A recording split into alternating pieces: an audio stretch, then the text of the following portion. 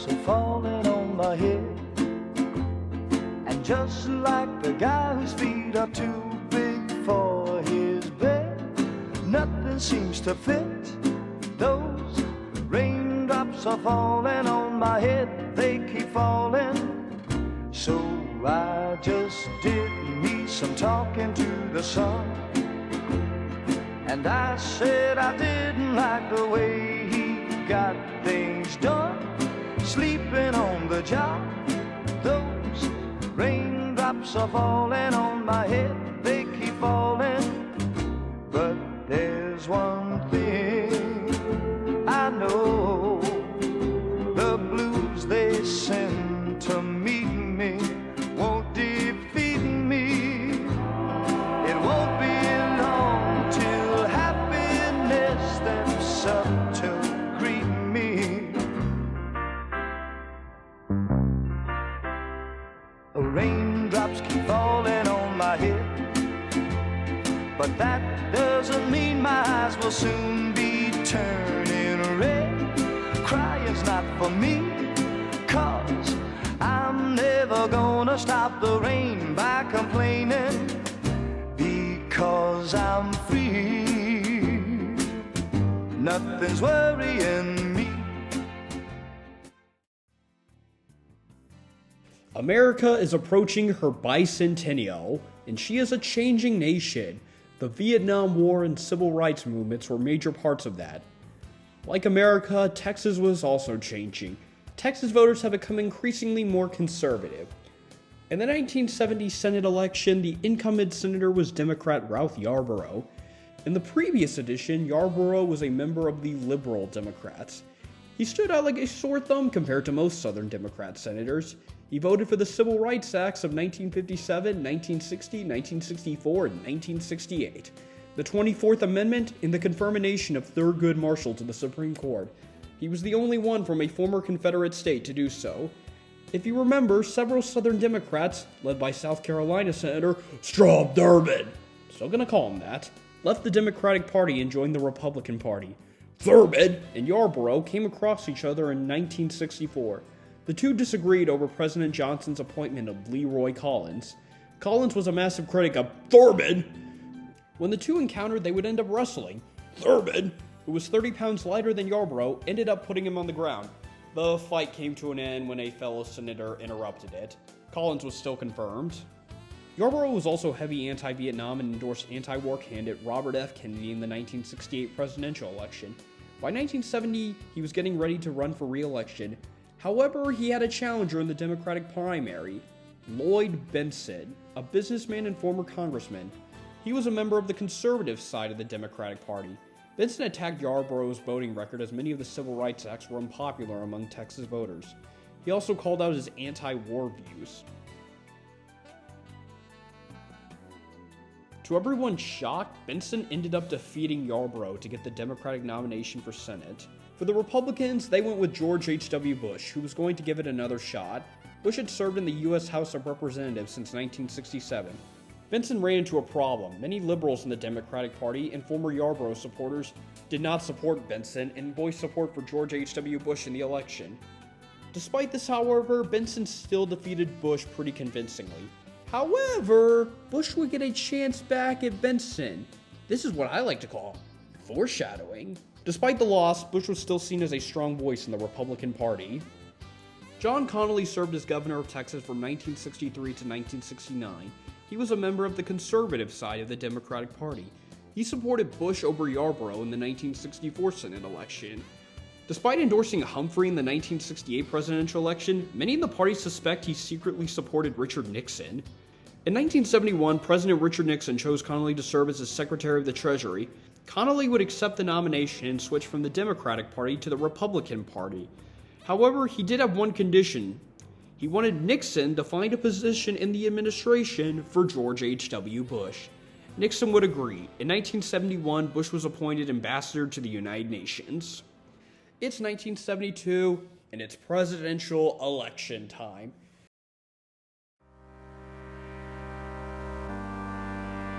Incumbent Republican President Richard Nixon was running for re-election. While he had not ended the Vietnam War and secretly bombed Cambodia without Congress's approval, however, a strong economy and successful foreign affairs, such as improved relationships with communist China. For the Democrats, they went with South Dakota Senator George McGovern. Texas would also have a Senate election that year. Ralph Yarborough ran for the Democratic nomination, but he ended up losing. Ironically, the person he would have gone against was John Tower, who was a former Democrat and Yarborough's supporter. Tower would end up winning re-election for a third term.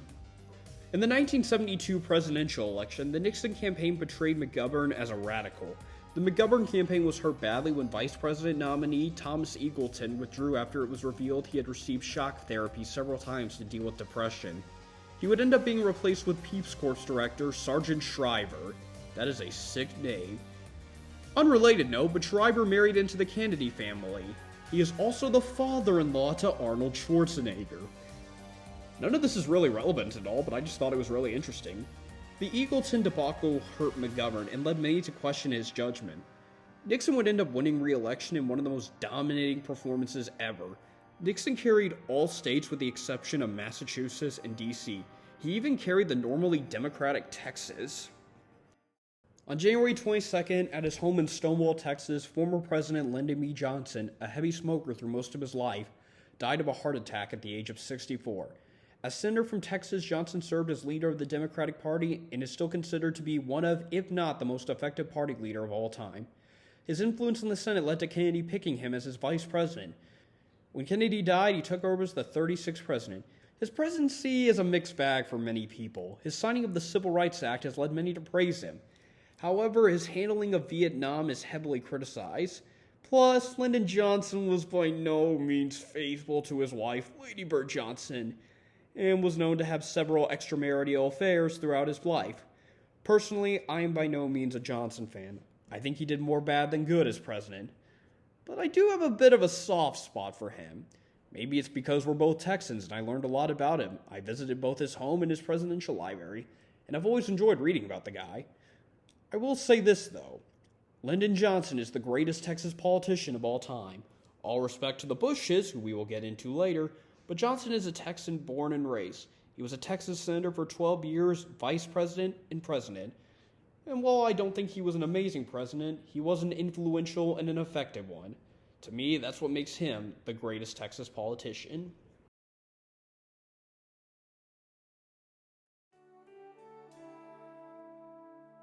In 1973, the Supreme Court ruled Roe v. Wade, which said that the Constitution protects the right to an abortion under the 14th Amendment. This would mark the beginning of the pro-life, pro-choice argument on whether or not an abortion was ethically right. I will now let you use this time to insert your pro-choice or anti-abortion comment right now. I will provide you examples that you are allowed to use. Go ahead. I'm not stopping, and see how many people you can anger. This decision would be overturned in 2022, but obviously no one knew that yet. Another movement would be the gay rights movement. It started with the Stonewall riots and the first Pride marches. Vietnam was coming to an end, and the civil rights movement was in the rear window. Social issues was now something that mattered to people, and stances on issues like this could determine the likely someone is to vote for a candidate. 3. America began bringing home the troops from Vietnam. Saigon would end up falling to North Vietnam. In October of 1973, Vice President Spiro Agnew, sick name, would end up resigning after he was caught up in a bribery scandal when he was governor of Maryland. Now, originally, if the vice president had died or left office, it would be left vacant until the next presidential election. However, changes in the U.S. Constitution allowed the president to choose a new vice president if the previous one had died or left office, and they could be confirmed by Congress. Nixon considered picking George H.W. Bush, who was now serving as chairman of the Republican National Committee. Nixon ultimately chose Michigan Congressman Gerald Ford. But this is not the end.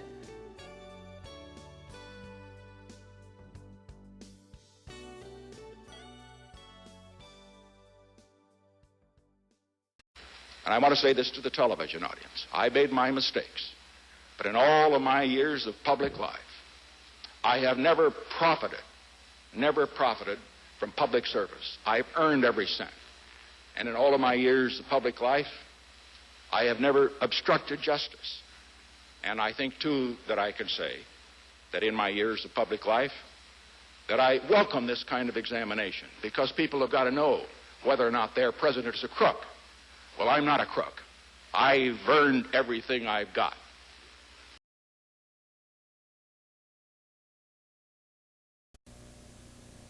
I have never been a quitter. To leave office before my term is completed is abhorrent to every instinct in my body. But as president, I must put the interests of America first. America needs a full-time president and a full-time Congress, particularly at this time with problems we face at home and abroad, to continue to fight through the months ahead for my personal vindication would almost totally absorb the time and attention of both the President and the Congress in a period when our entire focus should be on the great issues of peace abroad and prosperity without inflation at home. Therefore, I shall resign the presidency effective at noon tomorrow. Vice President Ford will be sworn in as president at that hour in this office. Less than a year later, on August 9, 1974, President Richard Nixon resigned from office following his involvement in the Watergate scandal. Gerald Ford would assume the office of president. He now needed to pick a new vice president. Many in the Republican wanted to go with Bush. However, Ford chose instead to go with New York Governor Nelson Rockefeller. It's 1976 and America is now 200 years old and no one trusts the government. The Vietnam War, Nixon's resignation hurt the American people's trust in the government.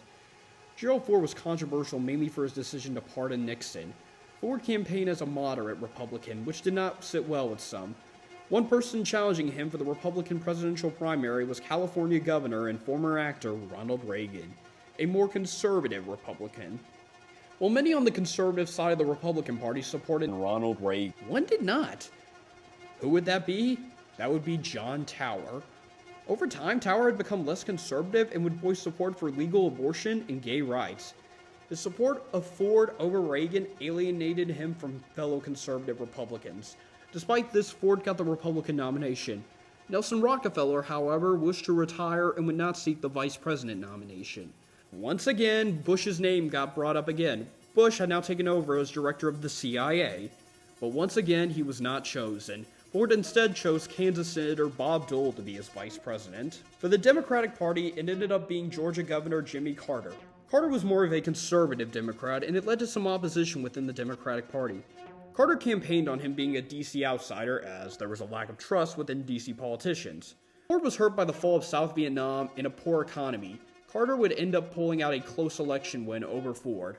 While the Republican Party had made progress in taking the South, Carter, being a Southerner, would end up taking all of the Deep South and the East Coast, while Ford performed better up north and in the Pacific Coast. Well, I have not talked about the gubernatorial election in depth, mainly because none of them are really worth talking about. Originally, a Texas term for governor was 2 years, but that was changed in 1975 to 4 years, similar to that of the president. It's important to note that Texas governors do not have term limits, meaning they can serve as long as they want. The sitting governor was Dolph Briscoe, a Democrat. The previous governor, Preston Smith, was disgraced in the Sharpstown scandal, a stock fraud scandal. Briscoe had worked to restore faith in the office. He even appointed many African Americans and women to office. Briscoe was running for a third term. His challenger in the Democratic Party was Attorney General John Luke Hill. Hill became known for closing the illegal brothel Chicken House of Fayette County. It was the inspiration for the Broadway musical The Best Little Whorehouse in Texas. It would even be adapted into a movie starring Burt Reynolds and Dolly Parton. Red-hot lovers and real good friends, but trouble snowballed like an avalanche at the Chicken Ranch. It even inspired ZZ Top's 1973 classic La Grange. Hill would end up defeating Briscoe to get the Democratic Party nomination. For the Republican primary, Bill Clemens would end up beating out State Representative Ray Hutchinson, remember that name, to get the nomination. Clemens made his name in offshore drilling with his company Southeastern Drilling Company. He would end up selling it for over $1 billion in 1984. He was worth up to $30 million. From 1973 to 1977, he worked in the Department of Defense under the Nixon and Ford administrations. He worked mainly under Donald Rumsfeld, who before serving as George W. Bush's defense secretary, also served as Gerald Ford's defense secretary. Remember, Texas had only had 2 Republican governors in its history, the last of which was in 1874, well over 100 years ago. However, Clemens had reasons to feel optimistic. Texas was moving increasingly to the right. Also, Hill's win over Driscoll led to a divide in the Democratic Party, with many former Driscoll supporters turning to Clemens. By literally an inch, Clemens ended up winning the election, just about edging out Hill. But we have another big Texas election taking place this day, this time for the Senate. Republican John Tower was running for a 4th term. He won his 2nd and 3rd term easily. His challenger would be Congressman Bob Kruger of New Braunfels. Both and Tower were both similar in terms of beliefs, but Kruger maybe leaned a lot more to the right. Tower had also received criticism for his support of Ford over Reagan in the previous presidential election. The campaign between the two would become ugly. Kruger attacked Tower for his voting record and him being a heavy drinker. Because of these attacks, Tower refused to shake Kruger's hand. Tower would end up pulling out a close win over Kruger. Despite the close wins, it was a good night for the Texas Republicans. They won both the governor and Senate races. However, John Tower's allegations of heavy drinking would come back to hurt him in a big way. The Jimmy Carter presidency would be tumultuous. The American economy was hurt by the energy crisis of the late 1970s, but this would all pale into comparison to what was going on in Iran. The United States had provided asylum to the Shah of Iran after he was overthrown by extremists and seeking treatment for cancer. On November 4, 1979, Iranian students stormed the U.S. Embassy in Tehran and held more than 50 Americans hostage.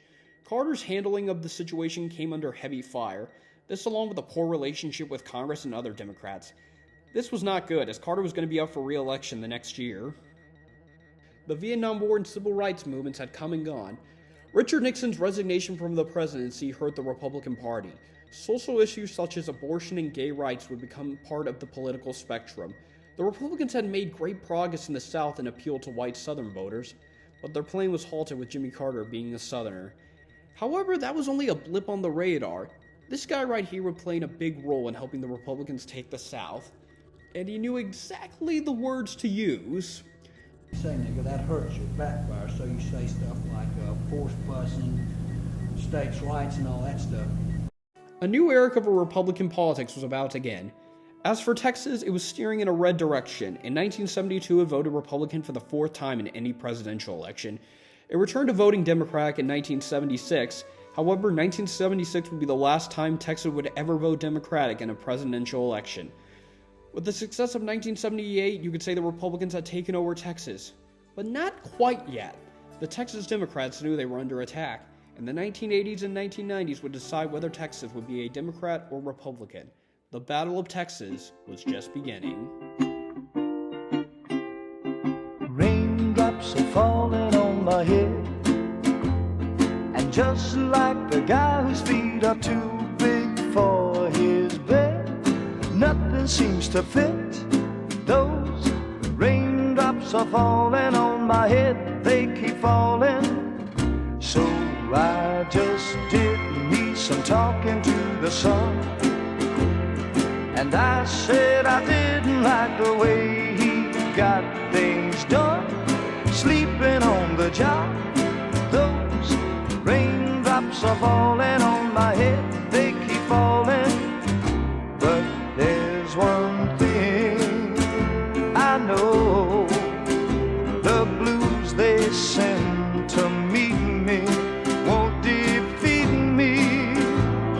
It won't be long till happiness steps up to greet me. Raindrops keep falling on my head, but that doesn't mean my eyes will soon be turning red. Crying's not for me, 'cause I'm never gonna stop the rain by complaining, because I'm free. Nothing's worrying me.